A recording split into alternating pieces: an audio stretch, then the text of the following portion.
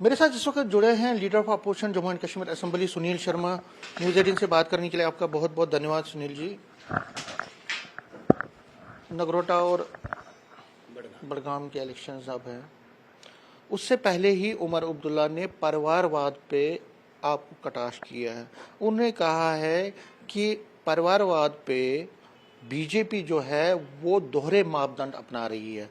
जब उनका कोई परिवार का बच्चा होता है तो उस टाइम चुप होते हैं, दूसरों के परिवारवाद पे उनको नजर पड़ती है। तो कहीं ना कहीं उन्होंने जबरदस्त अटैक किया। पहले इस बात पर तो मैं खुश हूं, कम से कम उन्होंने मान लिया कि वो परिवारवाद का प्रोडक्ट है। उनने इस बात को स्वीकार कर लिया कि वो परिवारवाद का प्रोडक्ट है। लेकिन अब जब कंपैरिजन या डिफरेंस की बात करते हैं उस पर मैं जवाब दूंगा। ये तो है वो परिवारवाद का प्रोडक्ट है और तीसरी पीढ़ी के हैं, चौथी पीढ़ी वो लॉन्च कर रहे हैं। परिवारवाद होता क्या है? जैसे मैं आपसे ही सवाल पूछता हूं, हमारे राष्ट्रीय अध्यक्ष इस वक्त जगत प्रकाश नड्डा जी हैं। क्या कोई मीडिया वाला या आम सामान्य व्यक्ति हमें ये बोल सकता है कि हमारा नेक्स्ट प्रेसिडेंट कौन होगा? पार्टी जिनसे चलती है नहीं बोल सकता है ना। उमर अब्दुल्ला का आप किसी को भी पूछें उसकी पार्टी का अध्यक्ष अगला कौन होगा, सीधे कहेगा उसी परिवार से निकला हुआ व्यक्ति, उसका बेटा, उसकी बेटी, यही होगा ना। चीफ मिनिस्टर कौन होगा? अब्दुल्ला फैमिली से। तो उसे परिवारवाद कहते हैं। जहां से ये पार्टी संचालित होती है, जहां से ये पार्टी हैंडल होती है, जहां से ये पार्टी ऑपरेट होती है, वो एक परिवारवाद से होती है। बाकी 150 करोड़ की आबादी में कहीं पे जनप्रतिनिधि के नाते कोई चुन के आए, वो अलग चीज है। वो किसी का बेटा हो सकता है, वो किसी की बेटी हो सकती है, पत्नी हो सकती है, वो अलग चीज है। उसे परिवारवाद नहीं कहते हैं। परिवारवाद एक परिवार से निकली जन्मी पार्टी जो वहां से बाहर जाती नहीं है।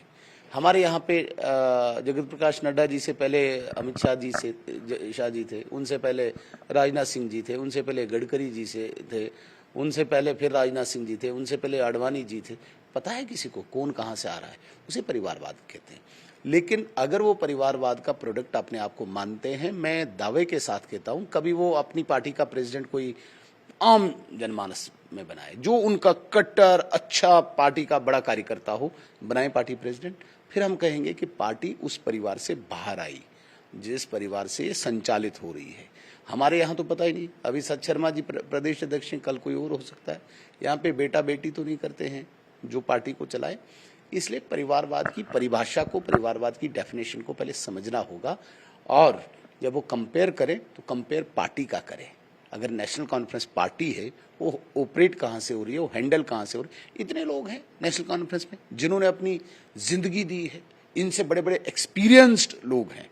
ऐसा नहीं कि उमर अब्दुल्ला साहब के पास कोई एक्सपीरियंस या मेरिटोरियस है। इनके पास एक मेरिट है, ये अब्दुल्ला खानदान के शहजादे, इसके अतिरिक्त इनके पास कोई मेरिट नहीं है। इनके पास बड़े स्टॉलवार्ड्स रहे, राथर साहब, सागर साहब, उड़ी साहब, पता नहीं कौन से साहब। दे जरा पार्टी किसी वक्त उनके हाथ में, चलाएं पार्टी नहीं। वो सारे इनके पीछे पीछे चलने चाहिए। ये होता है। हमारे यहाँ कुछ नहीं पता है। आज जिस पद पे आप हो, कल किसके पीछे चलना पड़े। यहाँ पे आम व्यक्ति जिसमें वो कौशल हो, जिसमें वो टैलेंट हो, जिसमें वो जो व्यवहारिक हो, जिसमें वो सलाहियत हो, जिसमें वो काबिलियत हो, वो पार्टी के शीर्ष पद पे बैठ सकता है। लेकिन नेशनल कॉन्फ्रेंस में पार्टी के प्रथम स्थान पे, शीर्ष पद पे अब्दुल्ला परिवार के अलावा कोई बैठ नहीं सकता है। परिवारवाद पर आपने बात की, अपनी सफाई दी। दूसरी बात जो इम्पोर्टेंट बात है वो है फारूक अब्दुल्ला का स्टेटमेंट। वो कहते हैं कि जो एलजी है वो फाइलों पे बैठे हुए हैं, काम नहीं करने देते हैं।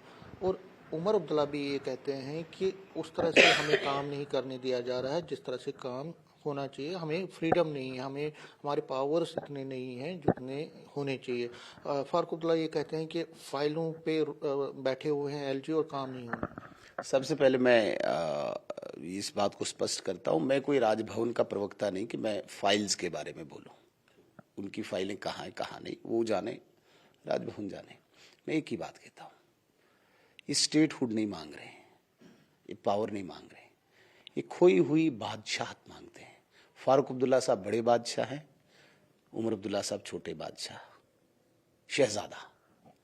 और शहजादा जिस बैकग्राउंड से आया है उसे कतई भी इस बात को वो स्वीकार नहीं करेगा कि इस प्रकार की मुझे यूनियन टेरिटरी चाहिए। इसलिए वो बादशाहत, खोई हुई बादशाहत, जिनमें जिस वक्त वो चाहे पैलेट गन का ऑर्डर दे दे और यहाँ पे पहले हंगामा उठाए, यहाँ पे आतंकवादियों के जनाजों को ग्लैमराइज करें, फिर पैलेट चलाएं, कुछ की आंखें चली जाए, कुछ की जान चली जाए, कुछ की टांगें चली जाए, तो राजनीति करते रहे।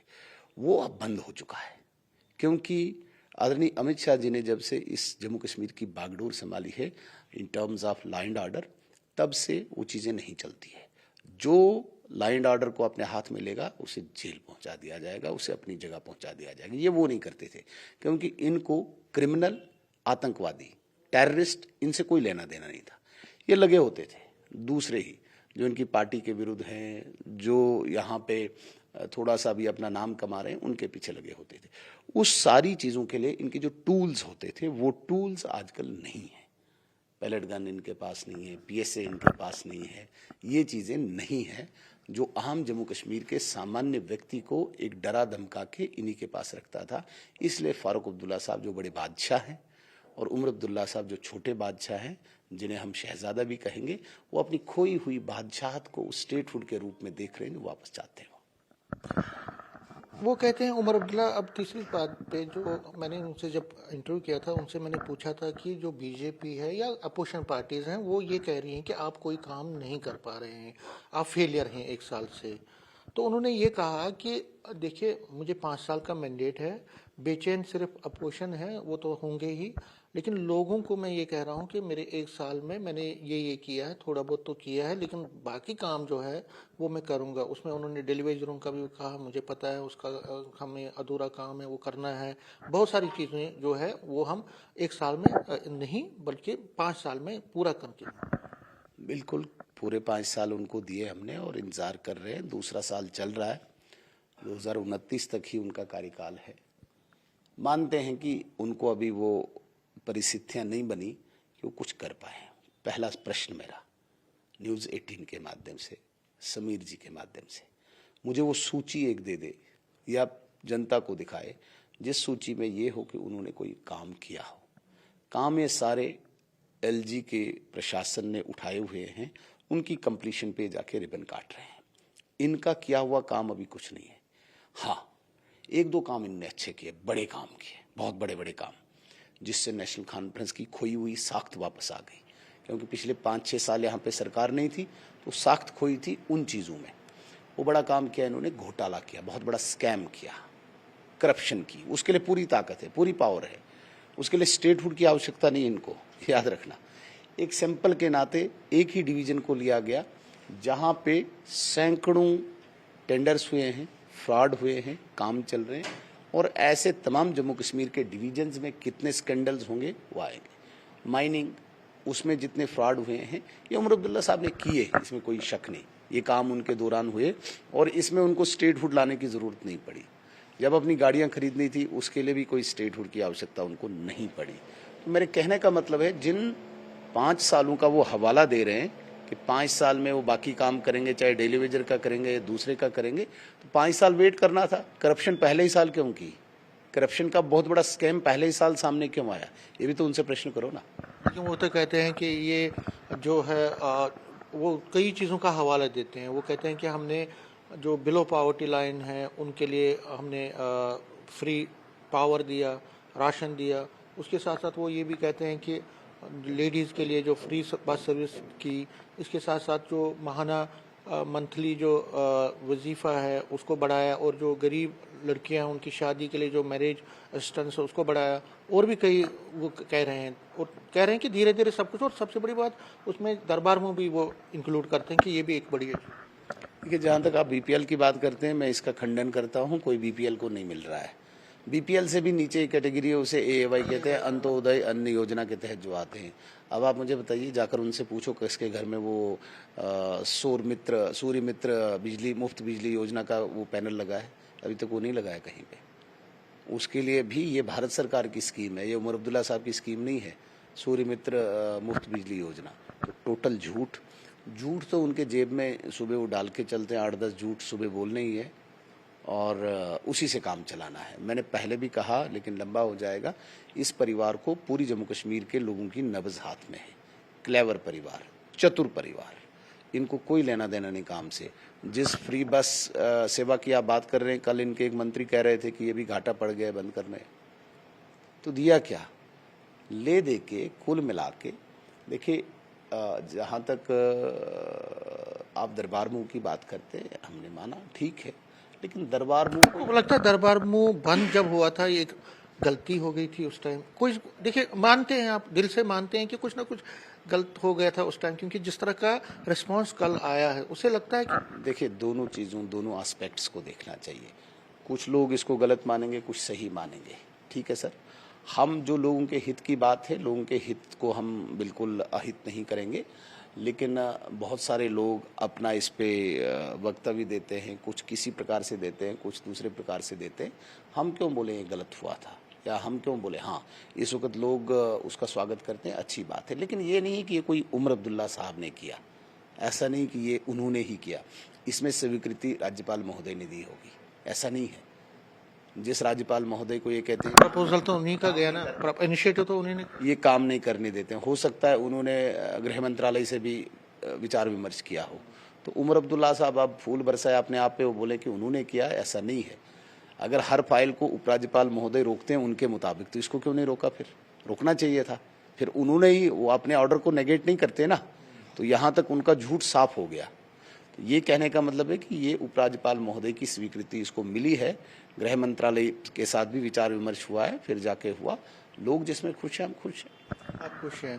एक और सवाल सुनील जी आपसे पूछना चाहूँगा कि जो एक हवा चल रही है, राज्यसभा के इलेक्शंस हो गए, उसके बाद एक नैरेटिव चल रहा है, एक सोशल मीडिया पे कहीं पे भी, कि आप जो हैं इस सरकार को टॉपल करना चाहते हैं। अंदर खाने कई चीज़ों पे आप काम कर रहे हैं और कह रहे हैं, आपके लीडर भी ऑन कैमरा कह रहे हैं, बड़े नेता, अभी तो 4 ने दिया, 40 भी हो जाएगा आगे।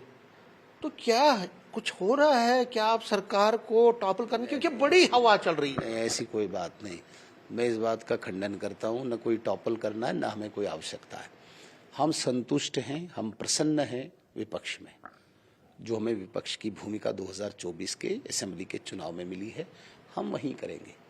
टॉपल कौन करेगा उनको हमें कोई लेना देना नहीं। ये घर कब गिरता है, कौन गिराता है, हमें कोई लेना देना नहीं।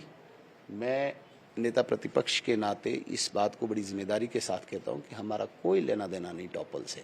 न हमने सरकार बनाने की कभी सोची है, न हमें कोई आवश्यकता है। खुद गिरे तो वो हम नहीं कह सकते हैं कि भाई वो क्यों गिरे, क्योंकि उनके घर के अंदर ही अंतर्कलह बड़ा चल रहा है। फिर वो इल्ज़ाम हम पे लगाएंगे, वो पहले ही तैयारी कर रहे हैं कि हम इल्ज़ाम इन पे थोपे। और जो बू आ रही है वो तो है ही कि भाई अंदर खाने सारा ठीक नहीं है, बट इसमें हमारा कोई रोल। क्या लग रहा है अंदर खाने आपको, क्या सुबहाट आ रही है? क्या लग रहा है आपको? कितने लोग जो हैं यूँ कह रहे हैं कि 15 से 20 ऐसे विधायक हैं नेशनल कॉन्फ्रेंस में जो कहीं ना कहीं आगारोला जो बात करते हैं उसके साथ हैं, कहीं ना कहीं उनको सम्मान नहीं मिल रहा है। तो बीजेपी उस ताक में है कि कहीं ना कहीं उस पर नज़र है आपकी? क्या लगता है, कोई है आपको? नहीं, हम उस पर नज़र क्यों रखें? हमें क्या ज़रूरत है उन पे नज़र रखने की, उनके घर की? हम अपने घर की चिंता करते हैं। नहीं, देखिए राज्यसभा में आपने एक जितवाना था तो नज़र तो उधर ही पड़ी ना। वो तो जिताना था तो ज़रूरी था। तो कल सरकार बनानी है तो उन्हीं पे तो नजर आएगी। नहीं, हमें सरकार बनाने की कोई वो दौड़ नहीं है। क्योंकि आप जो है ना, कई लोग ये कहते हैं कि सुनील जी जो बोलते हैं कैमरे के सामने वो होता नहीं है, जो होता है वो ये बोलते नहीं है। तो ये थोड़ा बहुत तो इंडिकेशन दे कि क्योंकि हवा बहुत तेज है कि कहीं ना कहीं बीजेपी अंदर खा। समीर जी, आपको लगता है कि कुछ होगा भी तो मैं आपके माइक के सामने कुछ बोलूंगा? ऐसा लगता है आपको? कुछ हो सकता है, अभी चाहिए, कुछ हो सकता है। नहीं, ये एथिक्स, राजनीति संभावनाओं का खेल है ना। नहीं, मैं कहता हूं कि मान लेते हैं कुछ हो भी, वैसे तो है नहीं। अगर होगा भी तो क्या आपको लगता है मैं कभी आपके कैमरे इसमें माइक पे ये चीजें बोलूं? तो नहीं, अच्छा, उस संदर्भ से पूछना चाहूंगा कि क्या आपको लगता है कि नेशनल कॉन्फ्रेंस के जो 4 जितने भी लोगों ने आपको सपोर्ट किया, क्या इस बिना पे किया कि उनको लगा कि गवर्नमेंट अच्छा कर नहीं रही है? डेफिनेटली, इसमें कोई शक नहीं। मैं तो कहता हूं कि भाई किसी को मोदी जी की छवि पसंद आती है, किसी को भारत की उन्नति और प्रगति पसंद आती है, किसी को भाजपा की पॉलिसीज पसंद आती है, और सबसे बड़ी बात है जो नेशनल कॉन्फ्रेंस के विरुद्ध एक माहौल वहाँ पे खड़ा हुआ है। जो एंटी इनकम्बेंसी 5 साल के बाद आनी चाहिए थी, वो एंटी इनकम्बेंसी 1 साल में आई।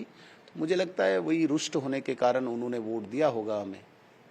अच्छा, अब नगरोटा और बड़गाम के जो इलेक्शंस है, क्या लगता है आपको, आपकी जो असेसमेंट है नगरोटा के लिए और बड़गाम के लिए क्या है?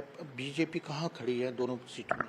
देखिए, नगरोटा तो आप भी प्रिडिक्ट कर सकते हैं, बड़ा भारी बहुमत हमें पिछली बार मिला था, और देवेंद्र राणा साहब की एक छवि, देवेंद्र राणा साहब का एक व्यक्तित्व, देवेंद्र राणा साहब की मेमोरीज, ये सारी इस वक्त लोग वहाँ पे एक्सेप्ट कर रहे हैं। और सबसे बड़ी बात, जो हमारा संगठन ग्रॉस रूट लेवल तक है, भारतीय जनता पार्टी, वो भी लाभदायक है। तो कुल मिला के नगरोटा एक, हमें पता है कि एक लैंडस्लाइड विक्ट्री होगी, इसमें किसी को कोई संदेह नहीं होना चाहिए। कश्मीर घाटी में मैं स्वीकार करता हूँ बार बार कि हम इतने ताकतवर नहीं है, अभी इतने मजबूत नहीं है, लेकिन प्रयास जारी है। लेकिन आपको भी इस बार रिजल्ट से अचंबा होगा कि भारतीय जनता पार्टी बड़ी स्पीड से ग्रो कर रही है, राइज कर रही है, एक्सपैंड कर रही है कश्मीर घाटी में। उसका सैंपल 14 नवंबर को बड़गाम का वो इलेक्शन बताएगा। आगा रोला जिस तरह से इलेक्शन में हिस्सा नहीं ले रहे, आपको लगता है उससे नुकसान होगा नेशनल कॉन्फ्रेंस? आगा रहुला को कौन सुनता है, कौन देखता है? वो तो नेशनल कॉन्फ्रेंस की टेंशन है ना। हम आगा रहुला हमारे लिए कोई बहुत बड़ा नहीं कि हम उसी को सुनते हैं। लेकिन जो वो जबान से जो जो अल्फाज इस्तेमाल करते हैं, कहीं ना कहीं उमर अब्दुल्ला के खिलाफ जिस तरह से बोलते हैं, तो आप तो खुश होंगे ना? नहीं, हम क्यों खुश होंगे? हम तो सुनते ही नहीं वो क्या बोल रहे हैं, क्योंकि वो उनकी इन फाइटिंग है। हमारे लिए वो कोई आदर्श थोड़ी हम उनको सुनेंगे। वो एक पार्टी का, एक परिवार का एक सिपाही था आज तक, और उस परिवार से दुश्मन का दुश्मन दोस्त होता है, तो वो उसके दुश्मन है, आपके दुश्मन के वो दुश्मन है, नहीं, दोस्त आपके हो गए। हमारा कोई दुश्मन ही नहीं है। कैसे दुश्मन? पॉलिटिकल, सियासी दुश्मन। नहीं, सियासी भी नहीं है कोई। हाँ, तो ये लास्ट में आपसे जानना चाहूंगा सुनील जी कि आगा रोहला की वजह से क्या लगता है आपको नेशनल कॉन्फ्रेंस में, ये आप अपनी एक असेसमेंट दे सकते हैं कि उनके साथ भी कुछ लोग खड़े हो सकते हैं? मैं शार्ट में बोलूँगा, आगा रहुला फैक्टर मानो, एंटी इनकम्बेंसी फैक्टर मानो, झूठ फैक्टर मानो, बादशाहत फैक्टर मानो, कोई न कोई फैक्टर मानो आप, लेकिन नेशनल कॉन्फ्रेंस बड़गाम हारेगी। बड़गाम जी। कौन जीतेगा? मुझे क्या पता, वो हारेंगे। बीजेपी जीतेगी? जीत सकती है। न्यूज़ 18 से बात करने के लिए शुक्रिया। कैमरामैन साहिबा के साथ में समीर भट्ट, न्यूज़ 18 जम्मू।